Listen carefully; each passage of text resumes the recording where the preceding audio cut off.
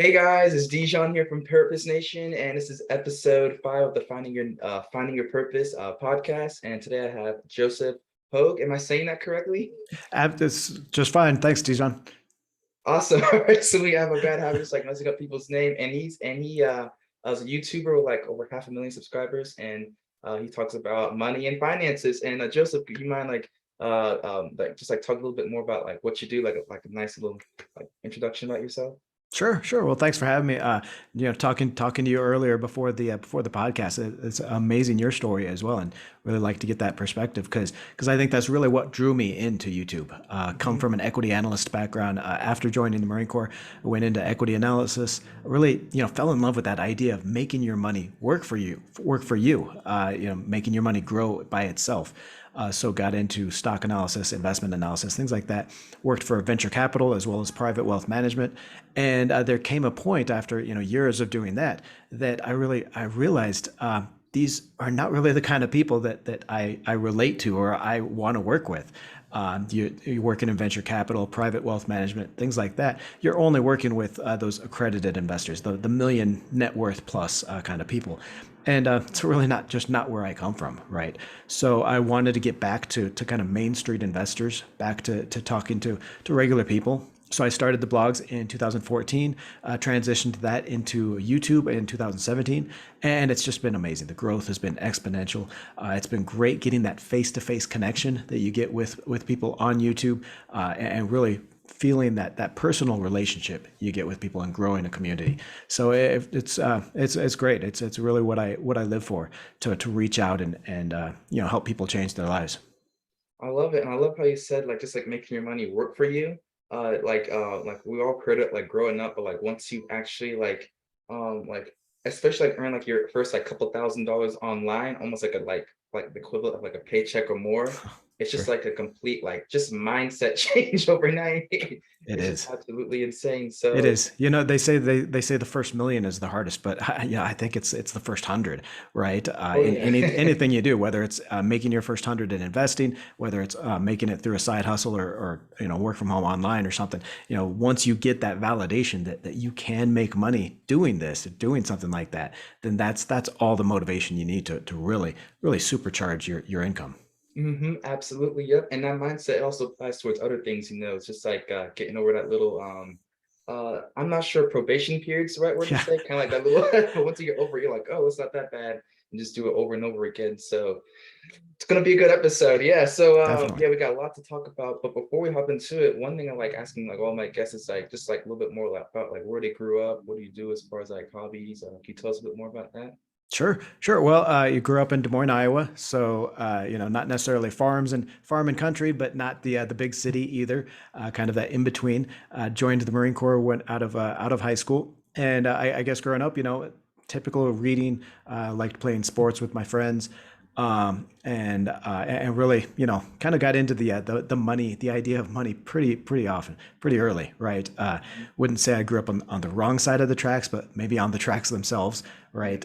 My parents filed for bankruptcy twice before I was the age of 14, so we always had those worries and those doubts and fears about money, and I think that colored my life and my perspective as far as what it means to be without, what it means to really have those needs, and I think that's why I think it is so important to have your money working for you, as you get older and as you start earning, because if it's not working for you, then I mean nobody else is going to be working for you, so you might as well have your money Absolutely. working for you. Yep.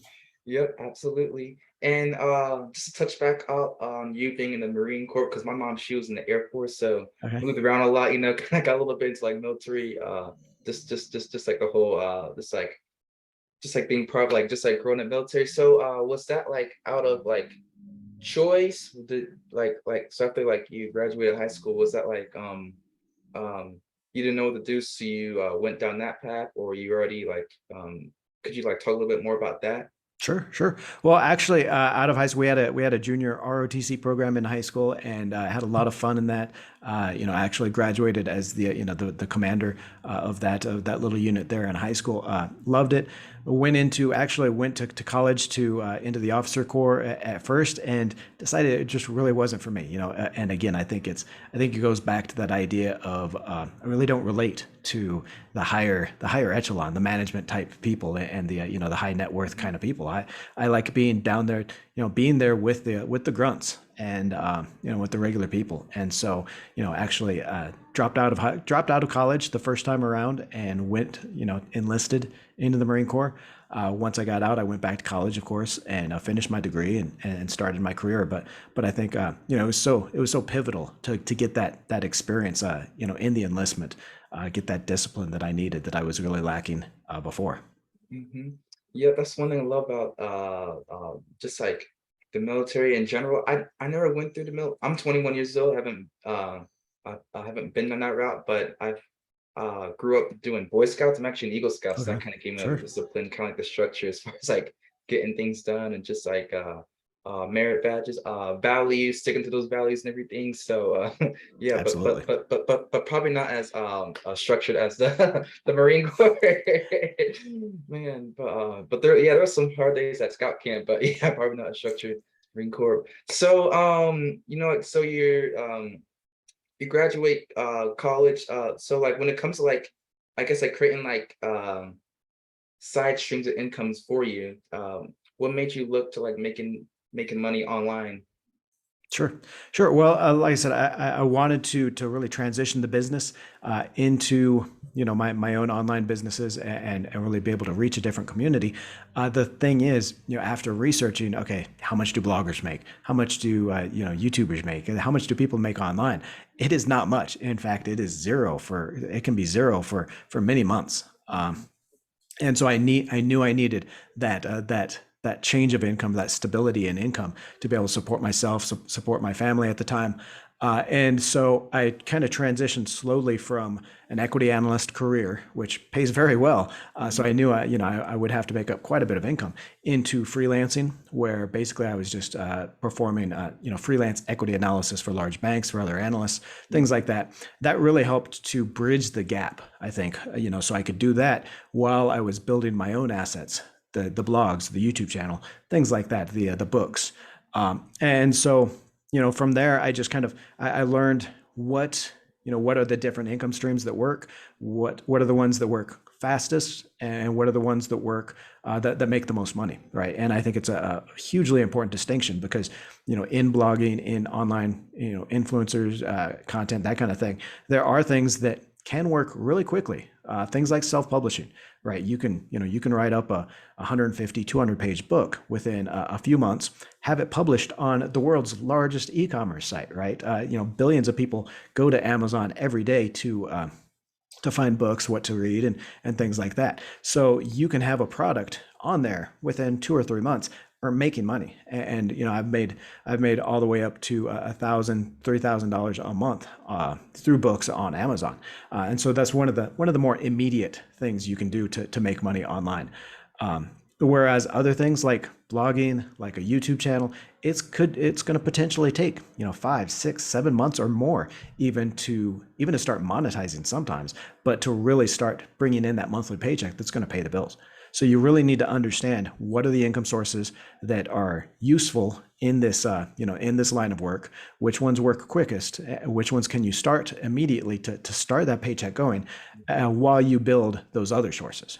Mhm. I love it. It sounds like you did lots of it's almost like you like had your own little lab. You're like testing out like just like different ideas, and like you got like the this group worked out, this group here is Sure, sure. like It was okay, it it's was good. years of research. It was, Oh and yeah, I can you know, yeah, imagine. yeah, And then and can you and from tell there you just build on those different income streams, right? yeah. And could you tell us a little bit more about I guess like that process of like trial and error, as far as like just like creating like these early income streams, as far as like including the ones that like the ones that flop, but the ones Mhm. that like Sure. do well and flop. Yeah. Sure. Well, I think what's really important is sometimes finding a group of people that are doing what you're doing and really listening to them. One of the best things I did was, and this is for the kind of the financial sector or influencers out there. You can go to a conference called FinCon. It's every year in September. A great group of people that bloggers, YouTubers, podcasters that kind of share their knowledge. And there's conferences and there's groups for any kind of space, any kind of topic or theme. And really, it's important just to really listen to what they've done in the past and what's worked for them, because there's no sense in reinventing the wheel, right? You can Yeah. you can get all their experience, all their knowledge within a matter of days, rather than spending the years to do it yourself individually. But from there, yeah, you do have to put in some hours. Right. Fortunately, I guess coming from that venture capital equity analysis background, where if you we had an old saying in venture capital: if you can't drag your butt out of bed to come into work Saturday, don't bother coming into work Sunday. Right. The Yeah. weekend is just another two work days until Monday. Right. So, a lot of times before a deal was going through, I mean, we would be working, 90, 100 hours, 100 plus hours a week.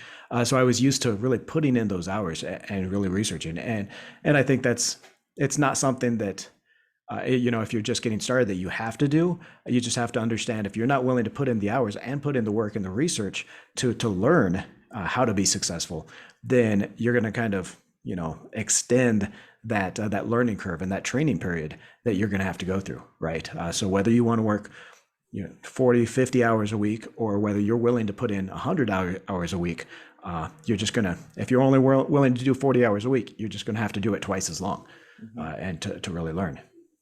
I love how you talk about that's like everyone talks about like the glorious side of making money online, like oh, I'm making $10,000 a month off of my Shopify store or whatever, but they don't talk about like the boring work that goes into it to get to that point. The work and And the grind sometimes, right? It's oh a yeah. it's a passion, and I love doing it.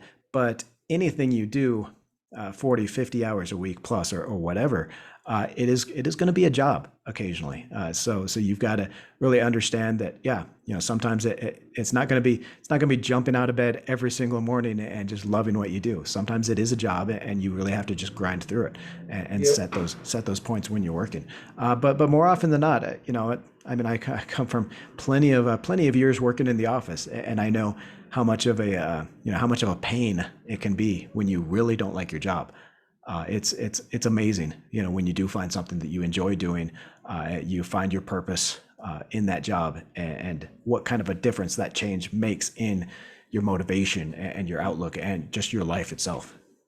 Even the way like, and like even the way like once you find that purpose and working on it, and especially if you're like helping other people too and they're seeing results as well, even the way how you walk and talk, you can just like Oh, people can absolutely. just tell, Yeah. like sunshine, like sunlight, like oozing out of your pores. Like angels singing on high, right? I'm saying, yeah, it's amazing.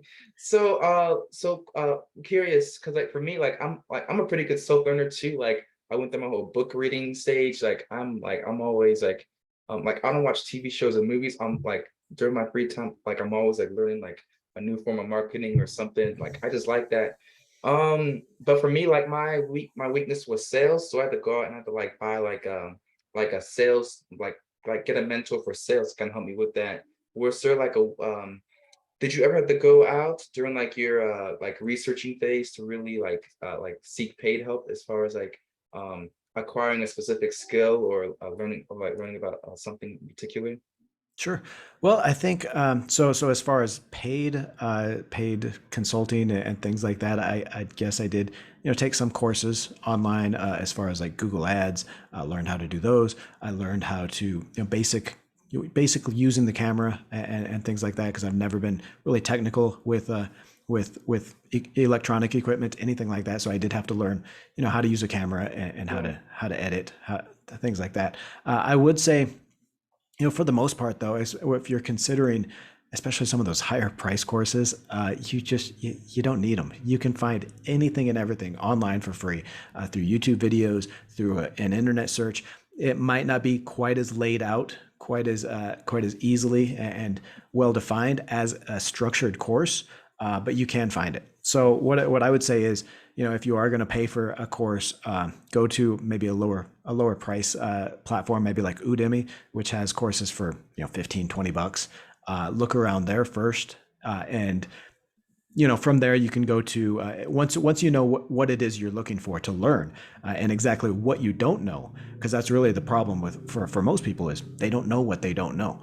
Mhm. So they really have to know, they have to learn first, okay, what do they need to study and what do they not know. So once you have kind of the basics of the idea and know what you need to study a little bit more, then you can go get a cheap 15 $10 $15 ebook off of Amazon, off of Kindle. Some of those cheaper ideas, not necessarily the $100 or $300 courses that you see people advertising so often. Mhm. That's some pretty good advice as far as like just like when you're starting out, because like even for me, like after my channel got demonetized, it was like when I was in high school, like I had to go find out like different, like I could find new ways to make money online. I didn't know like exactly what I wanted, and it was kind of, yeah, yeah, that's right. Yeah, I spent $500 on social media marketing course, and yeah, I didn't get too much out of that right there. Um, but yeah, that's some pretty good advice as far as like just like going out there and like going through like free resources and learning that way. It'll save you like a lot. Um, just like a lot of just like a lot of money and Yeah, time too, yeah, and and and I knowledge think and it's time. it's important just to set that habit really of Mhm. searching and researching, because yeah, anybody can go online and buy a $500 $1,000 course on how to use a camera, right? And they can have somebody force feed them all the information they need in that course, but does that really help you? You might learn something about using a camera. More often than not, though, a lot of those courses you maybe look through half of them and you don't even finish them. Um, but the help from being able to learn how to search and research on your own is goes way beyond that information you learned. You're going to learn the same amount of information, but you're also going to learn how to search for your answers on the internet, how to do that research, and how to put in the time to actually learn it and find out what you need to know. Which of course is an invaluable task or invaluable trait that you just can't even pay for that. Mhm.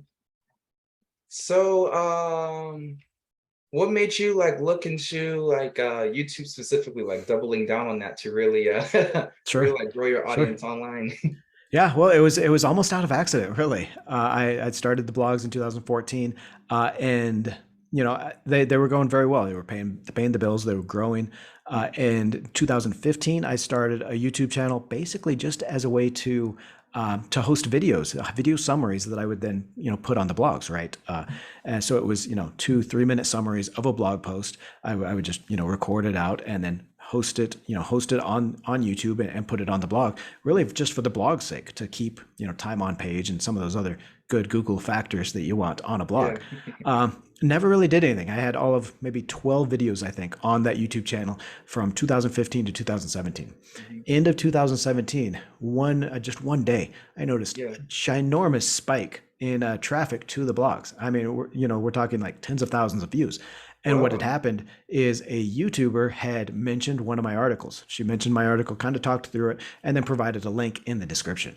Mhm. And that huge boost of traffic. And so I looked at that and I started thinking, maybe this YouTube is actually a thing, right? Yeah. Of course, 2017, I was missed the boat entirely, for as usual. But so 2017, I started creating content, started creating videos for YouTube specifically to build that YouTube channel.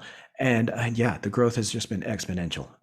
It was to 33 monetized after about 4 months, so to thousand subscribers after 4 months, 33,000 subscribers that first year, and it's just grown from there.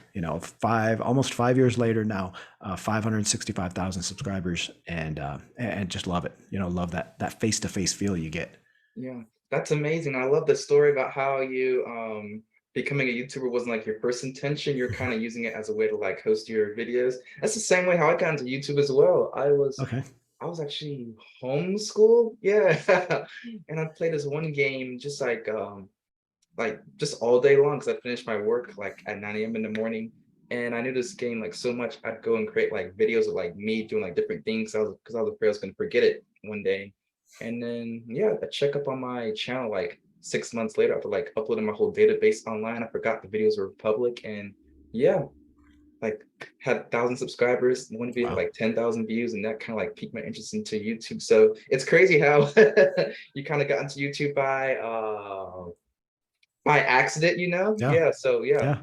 yeah, Yeah, it's amazing. You look at some of the, the OG YouTubers, right? The yeah. YouTubers that were there in 2010, 2012, a lot of the gaming channels, and just amazing how the growth that took off from there. And yeah, a lot of those channels they grew to hundreds of millions of views every month, millions of subscribers, and it's a really interesting to follow kind of the development of YouTube and where, which channels have been popular, which channels have kind of died off on the popularity and that kind of thing. And I think it's easy for people to say, YouTube is dead, or especially with the competition from TikTok and things like that. When I started blogging, they were saying blogging was dead, right? By the time I started YouTube in 2017, they were saying YouTube was dead. And here I am 5 years later. In total revenue over the 5 years is well over 1.3 million. And it's just a lesson in that, never believe the naysayers, the people that want to want you to stay in place. There was always an opportunity if you could make it work. So we kind of spoke about this before we hit the record, but like um I think I was telling you that like I was after my channel got demonetized, I was getting like 3 million views a month, and then after That's amazing. That is a really amazing. and from that, like I wasn't like, after I was demonetized, I didn't know how to really like like push that traffic towards like a course, book, or whatever. So I ended up making like no no money from that traffic for a little bit. And like just looking at your website and everything, looks like you have a really good, just like a really nice back end. I can imagine like email lists, like weekly Mhm. emails going on, like your books, like you have like different like just like could you like give us like a little like glimpse behind like your whole like back end as far as like what you offers, Sure, sure. as far as like Well, and I, someone. yeah, I think it's a great story in really that need to to build your business away from necessarily just one platform or just one income source, right? Because anytime you're basically renting space on someone else's platform or in someone else's business, then they can raise the rent, or they can quit that altogether, right? So yeah, I've built through. I've got about 5 income sources right now, different ways to reach people. For business, it's always been about either product or distribution, right? You either have your own product that you can sell, and you have to look for ways to get it to people, or you have those ways to get it to people, and you can partner with people with products. Well, the great thing about being online and this new era of entrepreneurship and things is you can have both so easily. You can have your own products, whether that's courses or printables, just downloads, checklists, easy checklists that you can put together for people. A lot of things that you can put together as to create a product, and then you can have the distribution as well, whether it's on YouTube, whether it's on a blog, or other social media sites, things like that. So you can really, be the entire supply chain yourself, with the product and distribution. I've got a list, an email list of 20,000 people. Email goes out every Sunday night, kind of a market update kind of idea. Through that, I can sell affiliate offers. I can sell my own products. I can drive people back to YouTube to get more views and really drive the momentum on that. I've also got a private Facebook group that is just under 14,000 people, and the conversations get pretty heavy on that, and kind of keeps that conversation going, and keeps engagement there. Through there, obviously, I can send people back to YouTube, and keep that momentum going as well. So it's it's really kind of trying to bring that old business world, and some of those old business ideas into that new era. I think one of the you know as great as the opportunity is right now for people to just start a YouTube channel and start making money on YouTube. I think what's really missing for a lot of people is just kind of that old experience of how a business runs and how to run a business, all the way from marketing to branding and product development, and a lot of those ideas, that a lot of people aren't getting. So it's easy enough sometimes to just kind of fall into success online as a influencer, as a social media, influencer or content producer, but to really last, to last longer and to really make more money, you really have to understand, how some of those old business concepts tie into the new world. And one concept I really like that you mentioned was distribution, because I think as time goes on, it's getting easier to go make a course, ebook. We got like AI, all these automation tools. We got Sure. like no code, low code, where you can like make your own softwares, white label softwares. There's so many ways. Like everything's getting like easier and easier to the point where you can make money with like pretty much selling anything online. Sure. The hardest part is really that distribution, like building that audience, building up that trust, and then just like like monetizing that audience with like that, with like whatever software ebook you're building on. And you kind of tap into it as far as like really building that audience and distributing it. But like, how is like having your audience now makes things a lot easier, and how do you like build and maintain that trust to where when you do like recommend something, whether it be like maybe like I don't know, like affiliate link, or maybe like one of your own books, or like mentoring, or like whatever you offer, how are you able to build that trust to where Sure. people are like I'll take it, it's like a no-brainer. Sure. Well, I think it really does start with how you build your community, and how you build, that online influence, or that online persona, right? I think it starts with, being, and a lot of these are kind of buzzwords, right? That everybody says, oh, be authentic, be yourself, right? And it sounds cheesy, it sounds corny, it sounds like a cliche, but there is a truth to it, right? If you think about, who you are, what you believe in, that kind of thing, and then really speak to that, and really try to attract the people that is going to resonate with, that are going to be able to relate to that. It's like you've got a kind of a mind connection with those people, because they relate to you so well, because that is exactly who they are. Those are the beliefs and values that they share with you. So you're going to have that kind of that built-in trust, right? Because you're just like two friends sitting around the coffee table, right? Even if you're separated by an internet connection. So it really goes back to that, and really being able to show that, online. I think one of the things a lot of people miss with YouTube, or being online, is really that idea of being able to show those beliefs and those values, and it's something called branding, right? So you'll notice, I mean, in my background, I have things like, my Marine Corps insignia, my rank, my shadow box there. I've got, things like the old Coca-Cola propaganda there, that some books, and it's all to the point of really kind of trying to show people, without having to tell them, what are some of my beliefs and my core values, and maybe, if that's something that they can relate to, then maybe they would like my channel, and they would like to be a part of that community. Right. So I think, between what you wear, what you say, some of the things you say, your slogans you use, and things you say repeatedly, you really start to build a community around that. And I think that's really the most important thing. Actually, just finished a speech today that I'm going to give here in September at that conference that I was talking about, on how to make more money on YouTube and things like that. So I surveyed like 14 other YouTubers, how are they making money, where are they making money, things like that, and some really interesting ideas. And one of the things I found was that even some of the very small channels are making a lot of money, because they have that strength in their community, right? Channels with maybe just 6,000. One of these channels had 6,000 subscribers. He's making $20,000 a month through his memberships, through selling memberships, and it's because he does connect so strongly and so closely with those 6,000 subscribers, and with the other people on his email list, and things like that, that they're willing to pay $25 a month, or $50 a month for a membership to his Discord group, or something like that. So just don't think you need millions of subscribers or millions of views a month to really make money. It's all about that connection you get with just a group of people, with a very small group of people can do very well.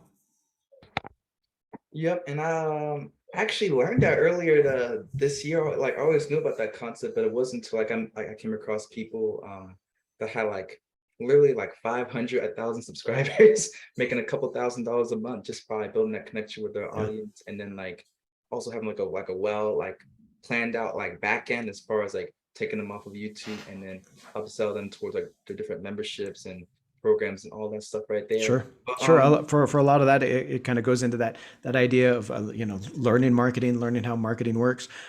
So through your videos, you can sell into and not necessarily sell, but offer a free webinar, right? Which is basically just kind of maybe a monthly video, private video that you do, answering questions, maybe just something a little bit extra to give people, right? And then within that video, then you sell maybe a course, or you sell your free printables, your checklist, things like that. It's just creating that kind of a funnel is so much easier than just through a video asking people to sign up for something, or selling through the video, right? Because people are so used to just going to YouTube and not paying anything, right? Everything on YouTube is free, right? So people just aren't used to being sold on YouTube. That's why the ad rates are so low. That's why click-through rates on YouTube are so low, because people aren't used to being sold anything. Everything should be free. So you really need to warm them up to the idea. You really need to give them more information, give them more in that, maybe a free webinar or a free handout, something like that. Anything to get them on an email list, and to start building that connection with them, and that engagement. And once you do that, then you can start kind of talking up the value of a course or a checklist, or really a membership, anything. And one of the ways to make it easier to kind of like I guess like I don't want to say push people to those offers, kind of like offering to them if they feel like it's the right decision, but like one thing that makes it a lot easier to kind of like complete that bridge is having like channel culture. You hear like company culture. It's kind of like it's kind of like oh, I can't think of think of anything right on the spot, but like something unique. All right, here go one. You probably know this guy. He's a cryptocurrency channel. I think I watched him like a few years ago, actually back in 17, 18, when the whole crypto market went during Sure. that run. I think his name was Steve of Crypto Crew University. Have you heard of him Mm-mm. before? But I know in all of his videos he's kind of like wearing like pink suit. He's always smiling. He's like, hello, Sure. welcome to my crypto crew like university. And he's like and like in all of his videos he's like, if you want to know what's going to happen to the right, look to the left. Just like small things like that, to where like he's able to build like a community around it, almost like a little meme within this community. And Yep. that kind of brings everyone together. And more Yep. importantly, kind of like do you have something like that Sure. on Well, your great. channel? I mean, a great book to read. It's called Branding, or called Primal Branding, right? It's by Patrick Hanlon, I think. And he really goes over kind of 5 key elements of that brand, right? And one of those is, like you were telling, Crypto Crew, or for myself, I got the Bow Tie Nation, right? Because I always wear a bow Very tie good. in the videos. So it's one of those things, of those rituals that you do, naming your group, your crew, right? And really kind of brings them together around what's that core message, and that core set of beliefs and values and things like that, right? So it really, I mean, that's really, I think, the number one thing you need to do if you're going to be creating a YouTube channel or an online business, is to create a community around it, because until you do that, nobody's going to pay for anything. There's so much free online, that there's no need to pay, unless they're basically supporting that community that they feel a part of. And building that community, especially the level like that we were talking about, kind of where it was like um no, no, I don't want to use that word, kind of to where just like small things are kind of like, it's you have like small things that's kind of like a meme within the community. um it's also kind of hard to force it to. It just kind of happens. Sure. Like maybe someone, like maybe like in one of your videos, like maybe you made a mistake and everyone to kind of like make a joke about it, and then like you kind of like you just keep it going just because like like it brings everyone together, stuff like that. It's really hard to kind of force it. you gotta Sure. like let it just kind of happen, Yeah, but it's something that has to yeah. develop over time, and you know, fortunately, you've when you're doing something like this, you've got time, right? You don't go from zero to a million subscribers in a month, right? Mhm. It's something that builds over time, and you've got to develop it, and through that time, you develop your message, you develop your speaking skills, right, and things like that, and it's really something that just kind of evolves over time. Mhm. I love it. So, as far as like your different streams of income online, could you like break those down for me? Sure, sure. Well, so I do five different income streams. So one is sponsorships. So basically, companies paying you to you know do a 45-second spot on their about their product. Sometimes it's a little bit more integrated, where you'll talk about you know the services or something on their platform throughout the video. But there's sponsorships, right? And that's generally about probably about a third of my income. I'll average right around 10 to 15,000 a month through that through different sponsorships. Affiliates is basically partnering with another company to talk about their product, and then if somebody clicks on your link, a special link that you get, then you get and makes a purchase. You know, if somebody clicks through and purchases, then you get like a commission off of that, right? So that's affiliate marketing, and that's And is probably that recurring or one time? Sorry to interrupt. no, it's both. Sometimes it's really depends on the contract and the you know the company. Very few, I'd say probably maybe 1 in 10 do kind of a recurring thing where they'll have you know if it's a monthly membership that people sign up for or an annual membership, things like that. Then you can get recurring, and those can be great because yeah, you just kind of build a snowball effect on your income. Yep. For the most part, they are one time things, one time payments though. And that's you know that's right around 10,000 a month currently. There's the YouTube ads, which are surprisingly profitable. Those ads that show on you know Oh yeah, before a yeah, video your and CPM during should be and all up there. that. Yeah. Yeah, yeah. And yeah, for finance, for some topics, it's just higher than others. Oh Things yeah. like finance, insurance, credit cards, cryptocurrency, the ad rates that companies pay Google and YouTube to show their ads are very much higher. You know, the ad rates for something like vlogs, so family vlogs, gaming a little bit lower, car channels a little bit lower, but they can still be very profitable because you know you're reaching so many more people with a gaming channel. You could reach you know easily millions of people a month, Oh yeah. and so you can still you can make it up really in quantity, right? So that's right around $10,000 to $12,000 a month. The and then I've got self-published books. That's around $1,000 a month because I haven't done anything on those for quite a while. But again, those were some of the best ones for when I was just starting out and trying to build that income. Those are the fastest to grow and can really you know bridge that gap, right? Mhm. So that then I've got some courses and downloads as well. That's about another $3,000 to $5,000 a month from those. So it's really kind of that going back to that idea of you know finding which ones work quickly. You know which is the self publishing, the you know the sponsorships can do really well. I haven't done membership yet, but again that's one of the best ones for those smaller channels for smaller communities because you know you can sell somebody into $100 annual or even monthly $100 monthly membership sometimes if you've got that very strong tight knit community. Um, and so that's about five. So this year I'm averaging. So first 6 months of the year, I'm averaging 36 to 38,000 a month.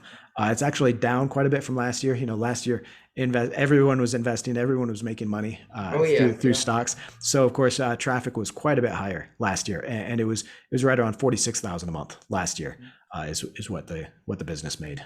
So it is down a little bit this year, and that's just one of the things you have to accept and be ready for in Mhm. this kind of a business is that you know it is gonna ebb and flow and fluctuate your monthly and even annual income. Yep, that's one thing I learned. Yep, when YouTube cut my AdSense. Yep, Absolutely, I yeah, learned that the hard way. Yep, so I now I have like sure I got the thing that brings in like all the traffic, but just like taking that and just like distributing it so that we're able to also building on my email list just to really um if something were to fall, I got five other things holding me up. I'm not like I'm absolutely. scrambling. Yep, yep, able to go to bed at peace. But good for you. Yeah, thank you for that breakdown. Um, so you're very well qualified, both professionally and also like online and results wise, as far as like talking about finance. Throughout your videos, have like what like success stories have you had, and what impact has it had on you, just as far as like fulfillment wise? Sure. Well, again, it's really that idea of being able to get back to really who I can relate, the people I can relate to, and it turns out the people that relate to me the best, regular Main Street investors. There's a lot of that kind of that intrinsic reward that you get from that, where you're really building that community of people that you care about and that you can relate to. So that's one thing. There's also the reward that you are changing people's lives. I actually flew out to Kentucky last year to Owensboro, Kentucky, to Brian and Crystal Cecil. Did a whole video series with them, 5 videos on their journey, because they had started watching the channel really almost back there in 2017 to 2018, and started kind of putting together side hustles, passive income, stock investing, and to really see how it affected their lives, how it changed their lives from living paycheck to paycheck on the verge of bankruptcy, really to being able to have that side income growing, as well as their own jobs, to be able to invest that money without kind of that fear of losing their hard-earned money. So yeah, you'll get stories about this and feedback like this, on your channel and from your community, and it's just a great feeling to know that you've been able to help someone like that. Mhm.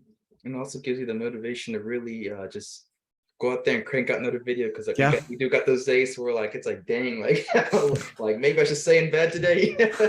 Yeah, but good stuff. I like it. And then you got YouTube, your blog. Do you have like any other like social medias you post to, or is it just like mainly Sure. YouTube? Well, it's we've got the Facebook group, the private Facebook group is about 14,000 people. YouTube, of course, the email list that goes out every Sunday night, the blog that reaches about 20, 30,000 people a month. That's really what I keep to. I don't. I've got all the social media accounts. I've got Instagram that I don't do a whole lot with. I've just started getting on TikTok because that's really the trend now, and one of the important things with this type of business is you really do need to stay on those trends, and really experiment with different trends coming up, different platforms and things like that, because YouTube might not be around in 10 years. It might be a shell of what it is right now in 10 years. You have got to constantly be adapting, changing your message, and adapt to the different trends that when they come up. Mhm. And those trends, it's really important, because like tech, it like 5 years ago, the whole landscape as far as like um not only making money online, but just like social media in general, it was different. What was it? I think was it Vine around? There was just like Mine, different sure, platforms. sure, Yep. yep, And then now yeah. we have like TikTok and yep, Yeah, short. going back to talking earlier about really the evolution, the development of YouTube and the channels that are working and things like that. I mean, it's just really interesting to me that some of the channels that you really follow them, that have just blown up. I mean, huge channels, and then now they get, whereas once that maybe they were getting 100 million views a month, and now they're getting maybe a million, maybe 5 million. And it's a lot of the gaming channels that maybe didn't adapt to the new game coming out, and really just saw the drop off in when that game that they were really known for dropped off, and really faded. Um, so it's really interesting to watch and understand kind of that life cycle of a channel and of a business model, and really understand how you do need to kind of adapt and always be experimenting, always be changing up things, and see what works best.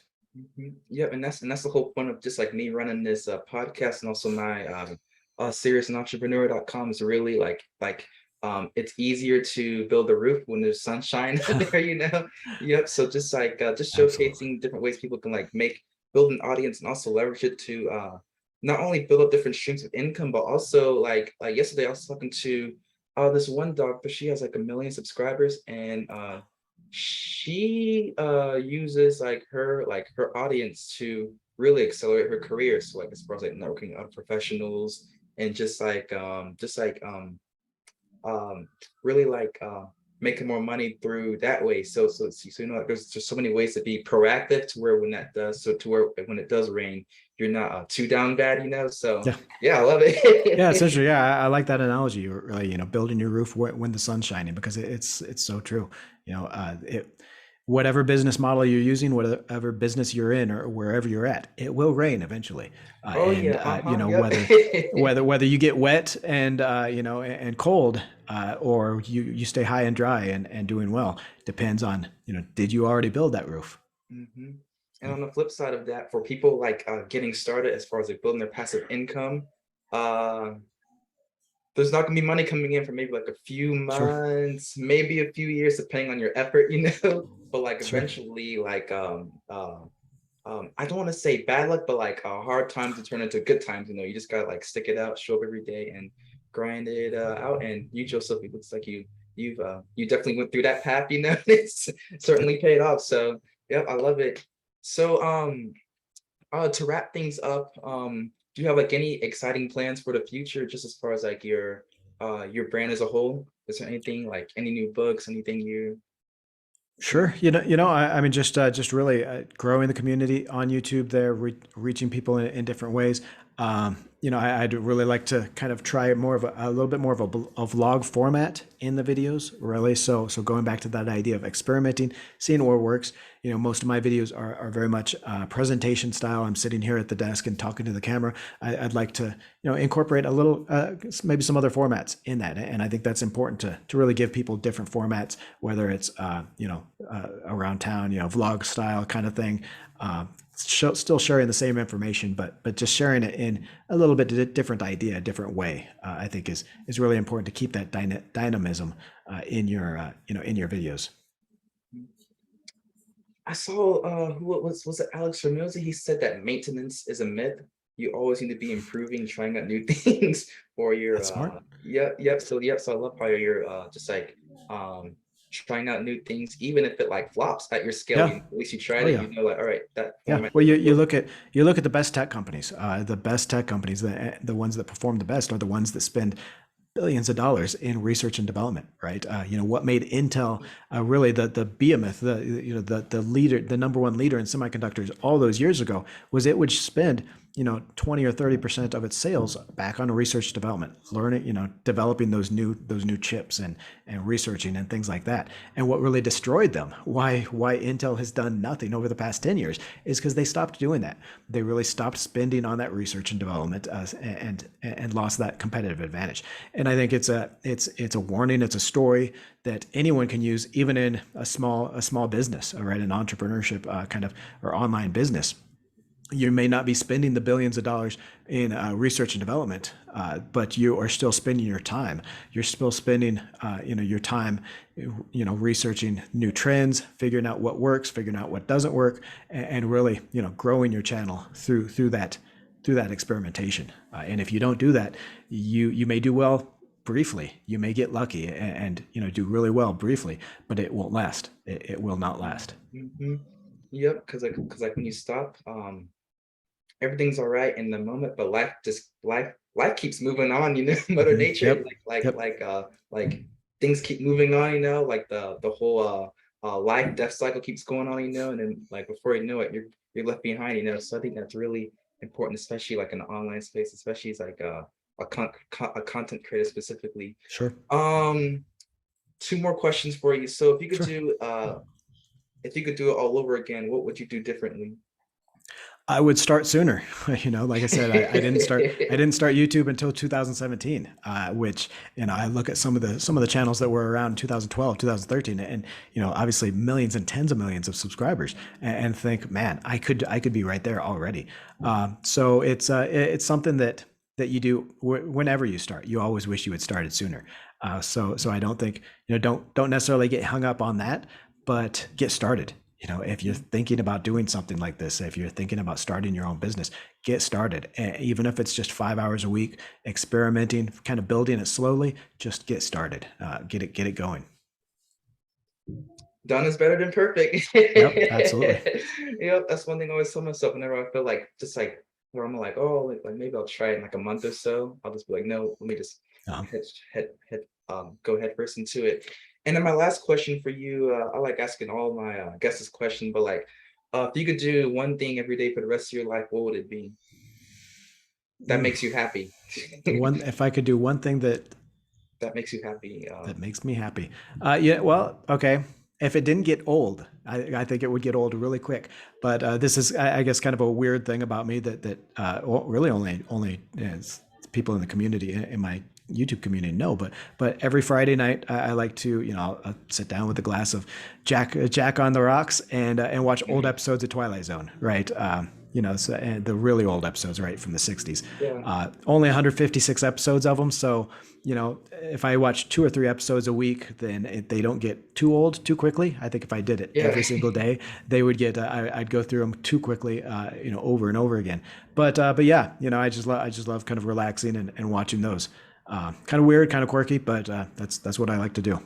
I like it. It's it's always the simple things, you Oh know. yeah, and it's Yeah. I think it's an important to have some kind of a reset for you when you work in this business, this kind of thing that you're working 7 days a week. I'm working seven Okay. days a week, at least a few hours on the weekend, uh, and each week kind of can seem like the same because you're doing pretty much the same stuff every single week, even if you try to kind of mix it up a little bit. So the weeks can really blend into each other. So I think it's important. Like I have that Friday night ritual where like yeah, like 9 o'clock, then I'll pour myself a drink and at 2 hours, 2 or 3 hours of watching Twilight Zone really resets me. It really lets me say, okay, you know what, this week is done, tomorrow starts a new week, right? And I can start that, but it really helps to reset your week. And yeah, I mean, I think anybody can use that kind of idea, whether you work as an entrepreneur, solopreneur, or not. But just a way of, yeah, just kind of okay, putting a closure on this week, starting over, and starting fresh the next. I love it. My thing is, I'll go on like a walk every Sunday, like in the Okay. evening. Yeah. Yep, that's my thing right there. There's like a lake. I'm in Utah, but I'm by Utah Lake, so I'll just go and I'll just walk along there and just like, Excellent. Yeah. yep, just something nice and simple. But A little yeah, bit healthier, a little bit healthier than Jack on the rocks and watching TV, but I like it. so on my way there, I pick up McDonald's. Ah, okay. There you go. See, you just ruined Oh, it. good times. Hey, we gotta like we gotta enjoy life, you it's it's know. it's it's balance, right? Yep, You work off a few calories, you eat a couple more, so that's balance. that's right. Yep, I love it. But hey, Joseph, yeah, thank you for being guest number 5 on the Finding Your Purpose podcast, and for the people listening or watching this. I'll have all this links down below in the description. This is a YouTube podcast, so everything's gonna be down there. But yeah, Joseph, thank you for taking time out of your day to really um, like really share your knowledge just as far as like making money online. And yeah, that's it for this episode. See you guys.